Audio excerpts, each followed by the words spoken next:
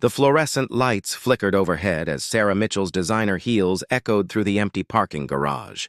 At 42, she'd built an empire from nothing. Her tech company was worth hundreds of millions. Her name regularly appeared in Forbes, and her corner office on the 37th floor overlooked the glittering Manhattan skyline. But tonight, none of that mattered. Tonight, she was just a terrified woman collapsing against the cold concrete pillar, her hands trembling as she pressed them against her chest, gasping for air that wouldn't come. The panic attack had ambushed her without warning, and now she was utterly, devastatingly alone. "Please," she whispered into the darkness, her voice breaking. "Please, don't leave me here alone." But there was no one to hear her. Her assistant had left hours ago. Her driver was off duty. Her phone had died somewhere between the office and the parking garage. The very success that had insulated her from the world had now left her isolated in her moment of greatest need. Or so she thought. "Ma'am, are you okay?" A gentle voice cut through her spiraling thoughts. Sarah's vision was blurry with tears, but she could make out a figure approaching, a man in a simple maintenance uniform carrying a mop bucket. He had kind eyes and worry etched across his face. Behind him, partially hidden behind his legs, was a little girl clutching a worn stuffed rabbit. I can't breathe," Sarah managed, her words coming in jagged gasps.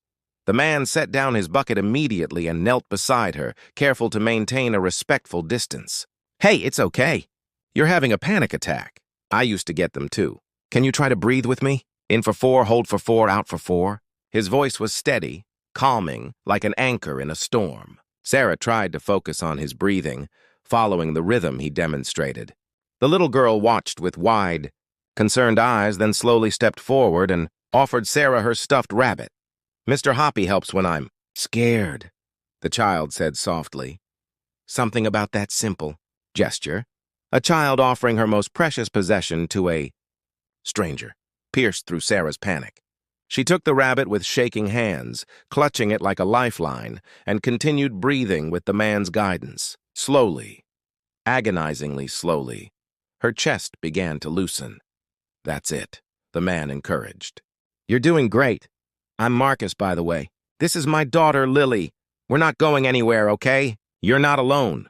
20 minutes later, Sarah sat on the garage floor with her back against the pillar, Marcus beside her, both of them looking remarkably out of place, the CEO in her $1,000 suit and the janitor in his work clothes. Lily had fallen asleep with her head on her father's lap. Mr. Hoppy returned safely to her arms. "Thank you," Sarah said, her voice hoarse. "I don't know what would have happened if you hadn't been here." Marcus smiled gently. "You'd have gotten through it. Panic attacks always end, even though they don't feel like it in the moment. But I'm glad I could help." "Why are you here so late? With your daughter?" A shadow crossed Marcus's face. "My shift starts at 10 p.m. Lily's babysitter canceled last minute, and I couldn't afford to miss work. My wife died 2 years ago, cancer, and this job, it's what keeps us afloat. I bring Lily with me sometimes when I have no choice. She sleeps in the break room while I clean." Sarah felt something crack open in her chest, but this time it wasn't panic. It was shame.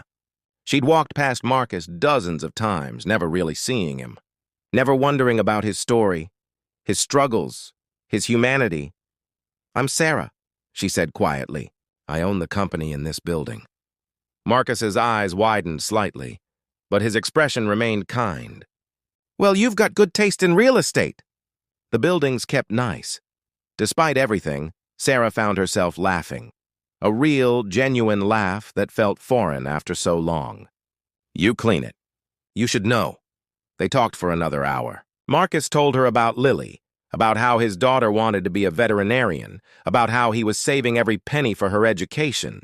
Sarah found herself sharing things she'd never told anyone, how she'd built her company to prove she was worth something after growing up in foster care, how success had brought wealth but not happiness, how she couldn't remember the last time she'd had a real conversation with someone who didn't want something from her.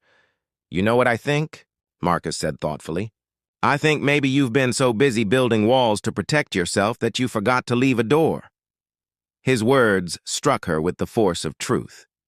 She had built walls, high, impenetrable walls. And tonight, those walls had nearly become her prison. When Sarah finally stood to leave, she turned to Marcus. "Can I ask you something? Why did you stop? Why didn't you just keep walking when you saw me?"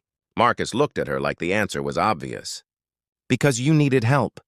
That's what people do. We help each other. At least that's what we should do." The next morning, Sarah arrived at her office with a clarity she hadn't felt in years. She called an emergency meeting with her executive team and announced several new initiatives: a living wage increase for all contract workers, including maintenance staff, an on-site child care facility for employees who worked non-traditional hours, and a mental health program that would provide free counseling to everyone in the building, from the CEO to the night janitor. Her CFO protested. "Sarah, this will cost millions." "Then we'll spend millions," she replied firmly. "What's the point of success if we don't use it to lift others up?" But Sarah wasn't done. She created a scholarship fund for children of contract workers, with the first recipient being a bright little girl who dreamed of becoming a veterinarian. She established a wellness program that included panic attack training for all security and maintenance staff. And she started having lunch in the building cafeteria instead of her office, actually talking to the people who made her company run. Marcus tried to refuse the scholarship, pride warring with practicality. "I can't accept charity," he insisted when Sarah found him during his shift. "It's not charity," Sarah said gently. "It's gratitude. You gave me something priceless that night, Marcus. You gave me back my humanity. You reminded me that success without compassion is just another form of poverty. Please let me do this, not because you need it, but because I need to." Marcus's eyes filled with tears as he finally nodded, pulling Lily into a tight embrace 6 months later. The story of what happened in that parking garage had transformed Sarah's entire company culture. Employees who had once been invisible were now valued members of the community. The child care facility was thriving. The mental health program had helped dozens of people, including Sarah herself, who now saw a therapist regularly. But the most significant change was in Sarah herself. She'd learned that true strength wasn't about standing alone at the top. It was about reaching down to lift others up. It was about being brave enough to be vulnerable, to admit when you needed help, to see the humanity in every person you encountered. On the anniversary of that night, Sarah hosted a company celebration. As she stood before her employees, she looked out at the crowd and found Marcus and Lily in the front row. The little girl waved Mr. Hoppy at her, and Sarah felt her eyes sting with happy tears. "A year ago," Sarah began, her voice strong and clear, "I learned the most important lesson of my life. I learned that we're never truly alone unless we choose to be. That the connections we make, the kindness we show, the humanity we recognize in each other, that's what really matters. Not the corner office or the Forbes list or the stock price." She paused, meeting Marcus's eyes. "Someone once told me that when we see someone who needs help, we help them. That's what people do. Tonight, I want to challenge all of us to live by that principle, not just in moments of crisis, but every single day." The applause was thunderous, but Sarah barely heard it. She was too busy watching a single father and his daughter, seeing not just a janitor and a child, but the two people who had saved her life by teaching her how to truly live it. Because sometimes, the greatest acts of heroism don't happen on battlefields or in boardrooms.